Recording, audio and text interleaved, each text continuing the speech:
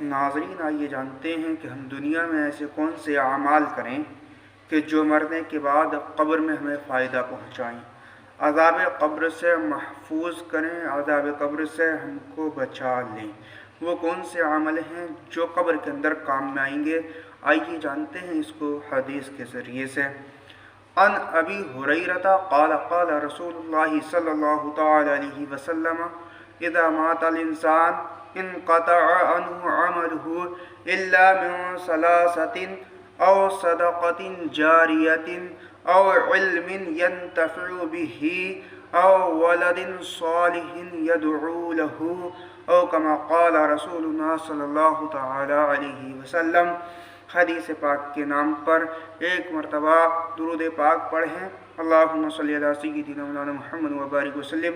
صلو علیہ صلاۃ و سلام علیک یا رسول اللہ صلی اللہ تعالی علیہ وسلم۔ حضرت ابو ہریرہ رضی اللہ تعالی عنہ سے روایت ہے، آپ فرماتے ہیں کہ اللہ کے پیارے رسول صلی اللہ تعالی علیہ وسلم نے ارشاد فرمایا، اذا مات الانسان انقطع عنہ عملہ، جب انسان مر جاتا ہے، اذا مات الانسان، جب انسان مر جاتا ہے، انقطع عنہ عملہ، تو اس سے اس کے عمل منقطع کر دیے جاتے ہیں۔ یعنی جب تک انسان زندہ رہتا ہے، اس کے قفص عنصری میں روح موجود رہتی ہے، جب تک وہ اچھے عمل بھی کر سکتا ہے، برے عمل بھی کر سکتا ہے، کسی کو فائدہ بھی پہنچا سکتا ہے اور کسی کو نقصان بھی پہنچا سکتا ہے۔ لیکن اللہ کے پیارے رسول صلی اللہ علیہ وسلم فرماتے ہیں، اذا مات الانسان انقطع عنہ عملہ، جب انسان مر جاتا ہے تو اس سے اس کے عمل منقطع کر دیے جاتے ہیں۔ اب اس کا مٹی کا ڈھانچہ چارپائی پر ہوتا ہے، اب نہ وہ کسی سے بات کر سکتا ہے، نہ وہ کسی کے ساتھ اچھائی کر سکتا ہے، نہ کسی کے ساتھ برائی کر سکتا ہے۔ اب جو ہے اس کی روح پرواز کر گئی۔ تو جب تک زندہ ہے، جب تک کچھ بھی عمل کر سکتا، لیکن مرنے کے بعد کوئی بھی عمل نہیں کر سکتا۔ لیکن انقطع عنہ عملہ، اس سے اس کے عمل منقطع کر دیے جاتے ہیں۔ الا من ثلاثۃ، لیکن 3 عمل ایسے ہیں جو کہ باقی رہتے ہیں۔ اگر دنیا میں زندہ ہے اور اس نے وہ 3 عمل کیے تو جب تک زندہ رہے گا، جب تک بھی ان کا ثواب اس کو ملتا رہے گا، اور مرنے کے بعد بھی اس کا ثواب اس کو قبر میں ملتا رہے گا۔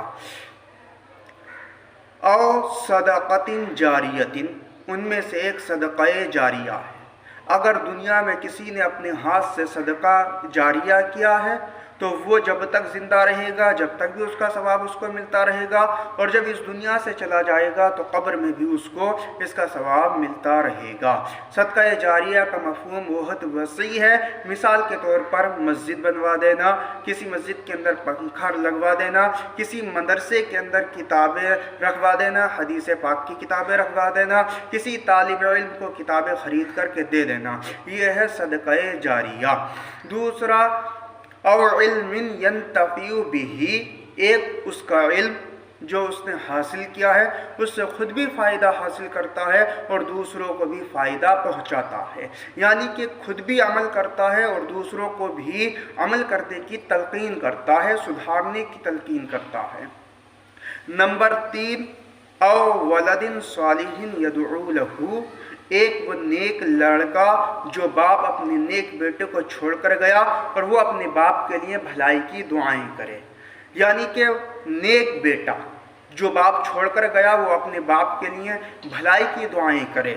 تو وہ یہ 3 عمل ایسے ہیں جو کہ جب تک زندہ رہتا ہے، جب تک بھی اس کو اس کا فائدہ ملتا رہتا ہے، اور بعد مرنے کے قبر میں بھی اس کو اس کا فائدہ ملتا رہتا ہے۔ نمبر 1 صدقہ جاریہ، نمبر 2 ایک علم، نمبر 3 اس کا نیک لڑکا۔ تو حضرات محترم، آپ کے قفص عنصری کے اندر، جسم کے اندر جب تک روح ہے، آپ کی سانسیں باقی ہیں، اپنی زندگی کو غنیمت سمجھیں اور اپنے ہاتھوں سے ایسے اعمال کر جائیں کہ جس کے ذریعے سے رب تعالیٰ ہماری مغفرت فرما دے، ہم عذاب قبر سے محفوظ ہو جائیں۔ اپنے ہاتھوں سے ضرور کچھ نہ کچھ صدقہ کر دو، کیونکہ صدقہ کرنے سے بلائیں دور ہو جاتی ہیں، مصیبتیں دور ہو جاتی ہیں، اور قبر کی تکلیف، قبر کی پریشانیاں، قبر کا عذاب کم ہو جاتا ہے۔ ملتے ہیں اگلی ویڈیو کے ساتھ۔